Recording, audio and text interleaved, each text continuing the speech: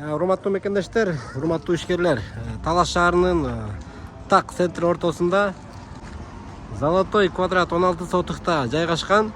Жалпы квадраты 1800 квадрат болгон, ушул өзүңүздөр көргөн убагында Айдар кафеси менен таанымал болгон здание жалпы участогу менен сатыкка коюлду. Убагында Айдар кафеси бул иштеп келген. Бүгүнкү күндө андай офистерге ижарага берилип келет.